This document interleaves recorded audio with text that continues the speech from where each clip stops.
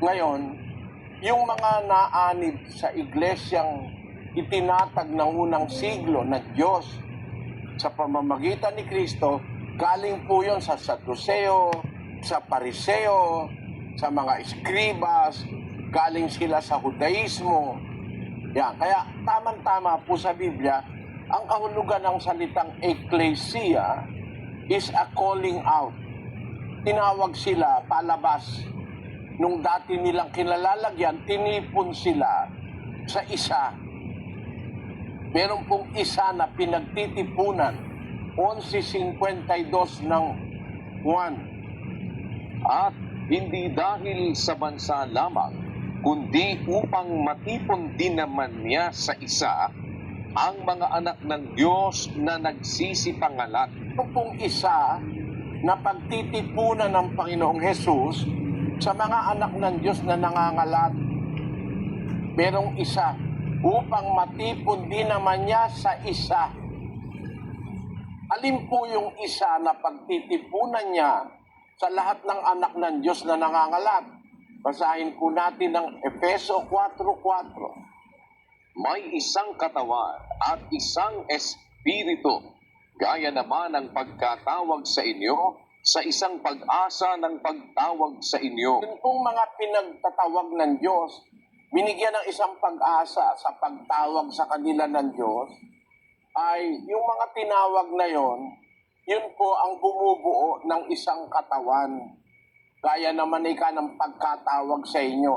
May isang katawan po na doon ay may isang espiritu na doon tinatawag ng Diyos lahat ng kanyang mga anak na nangangalat.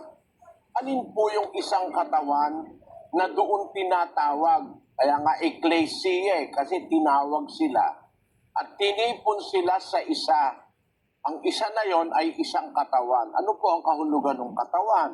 Pakinggan nyo sa 1:18 ng Kolosas. At siya ang ulo ng katawan sa makatwid bagay ng iglesia. Ang iglesia po ang katawan.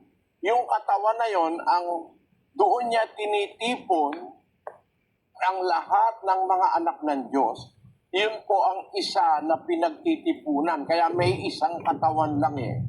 Sa ating panahon, humigit kumulang, dito lang sa Brazil, 40,000 ang mga iglesia. Siguro kung sa buong mundo, siguro masasabi mo na kahit 50,000 na mga iba-ibang iglesia, kasama yung maliliit na mga grupo, napakaraming iglesia sa ating panahon. Samantalang ang Biblia nagtuturo lang ng isang katawan o isang iglesia kung saan tinitipon ng Diyos. Tinatawag niya yung kanyang mga anak para matipon at maglingkod sa Kanya. Yun po ang ating tema kahapon, mga kapatid. May isang iglesia at ang iglesyang yan, nasa Biblia pati pangalan. Tinatawag yan na iglesia ng Diyos. Nababasa sa 11 talata ng Biblia ang salitang iglesia ng Diyos. Basahin po natin ang unang Korinto, Kapitulo 11. Ganito po ang ating mababasa sa 22. Ano, wala baga kayong mga bahay na inyong makakainan at maiinuman? O niwawalang halaga ninyo ang iglesia ng Diyos? Walang halaga nyo ba ang iglesia ng Diyos? Parang si Pat Robertson na hindi raw kailangan ng iglesia para maligtas ang tao. Niwawalang halaga nyo ba ang iglesia ng Diyos? Ano sabi pa rin dyan sa Korinto? Kung merong tumututol sa mga aral na itinuro ng mga apostol, sa 11:16 ang sabi niya, Datapwat, kung tila mapagtunggali ang sinuman, walang gayong ugali kami, ni ang iglesia man ng Diyos. hindi mapagtunggali ang mga kaanib sa iglesia ng Diyos at ang mga obispo namamahala yan sa iglesia ng Diyos. 20:28 ng gawa. Ingatan ninyo ang inyong sarili at ang buong kawan na sa kanila'y ginawa kayo ng Espiritu Santo na mga obispo. upang pakanin ninyo ang iglesia ng Diyos na binili niya ng kanyang sariling dugo. Ayon. Tunayan sa unang Timoteo 3:5. Ngunit kung ang sino man nga ay hindi marunong mamahala sa kanyang sariling sangbahayan, paanong makapamamahala sa iglesia ng Diyos? O kita nyo, ang pinamamahalaan ng mga obispo nung una, ang iglesia ng Diyos. Kung ang sino man hindi marunong mamahala sa kanyang sariling sambayan, paano siyang mamamahala sa iglesia ng Diyos? Wala nakalagay, paano siyang mamamahala sa iglesia Katolika, Apostolika, Romana? O paano siyang mamamahala sa iglesia ni Cristo?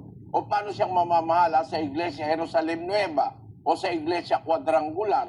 O sa iglesia Metodista, Wesleyana? Sa iglesia ni Aglipay, iglesia Aglipayana? Yan pong mga yan, wala sa nakasulat sa Biblia. Ang nakasulat sa Bibliang iglesia, mga kababayan, iglesia ng Diyos, tinatawag sa kanyang pangalan, sa pangalan ng may-ari. Napag-aralan na po natin kahapon, sabi ng Diyos, yung kanya tinatawag sa kanyang pangalan. Ulitin ko lang po ang 43:7 ng Isaias.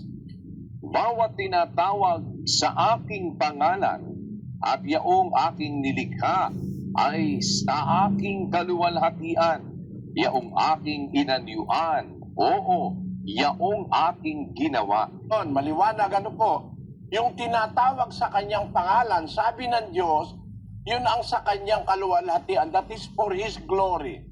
Yung aking inanyuan, yun ang tinatawag sa pangalan niya, yung kanyang inanyuan, yung kanyang nilikha, yung kanyang ginawa. Ibig sabihin, bawat bagay na sa Diyos, tinatawag sa kanyang pangalan. Tawagin mo bang quadrangular? Ano yun? Ano, iglesia ng forma? O iglesia trapezoid? O iglesia circular? O iglesia rectangular? Tawagin mo, iglesia quadrangular. Meron bang katwiran yan sa Biblia na ang iglesia, tawagin mo, quadrangular? O kaya ang itawag mo, yung pangalan ng pastor na iglesia Wesleyana o kaya iglesia Luteriana, pangalan ni Martin Luther. Ibig mo bagang sabihin, ayaw natin sumunod sa kalooban ng Diyos na ang kalooban niya, yung kanyang iglesia, tawagin sa kanyang pangalan. At yun din ang kalooban ng anak. Nung ang Panginoong Jesucristo'y paalis na po sa lupa, papanik na sa langit, ganito ang tagubilin niya sa Ama. 17:11 ng Juan. At wala na ako sa sanglibutan, at ang mga ito ay nasa sanglibutan, at ako'y paririyan sa iyo. Amang banal, ingatan mo sila sa iyong pangalan, yaong mga ibinigay mo sa akin, upang sila'y maging isa, na gaya naman natin. Alis na siya. Papanik na sa langit, na nalangin siya sa Ama. Ama, wala na ako sa sanlibutan. Ang mga ito, yung mga Kristiyano, nasa sanlibutan. Paririyan ako sa iyo, Amang Banal. Ingatan mo sila sa iyong pangalan. Hindi naman sinabi ni Kristo. Ingatan mo sila sa pangalan ko. Wala nun. Para iglesia ni Kristo. No? Ingatan mo sila sa iyong pangalan. Kasi yung pangalan ng Diyos ay mas makapangyarihan yon sa lahat. Yung pangalan ng Diyos ang pinaka-kubli o kublihang dako. Kumbaga, depensa, pore, o kaya isang edipisyong matatakbuhan mo, yung pangalan ng Diyos. 18 Gs ng Kawikaan. Ang pangalan ng Panginoon ay matibay na muog, tinatakbuhan ng matuwid at naliligtas. Kaya, yung pangalan ng Diyos, matibay na muog yun. Napakatibay na muog nun, tinatakbuhan ng matuwid at maliligtas. Kaya yung pangalan ng Diyos ang itinawag sa kanyang iglesia. Ang nasa Biblia po, iglesia ng Diyos. 11 talata ng Biblia ang sinasabi Iglesia ng Diyos. Basahin natin ang unang Timoteo 3:15.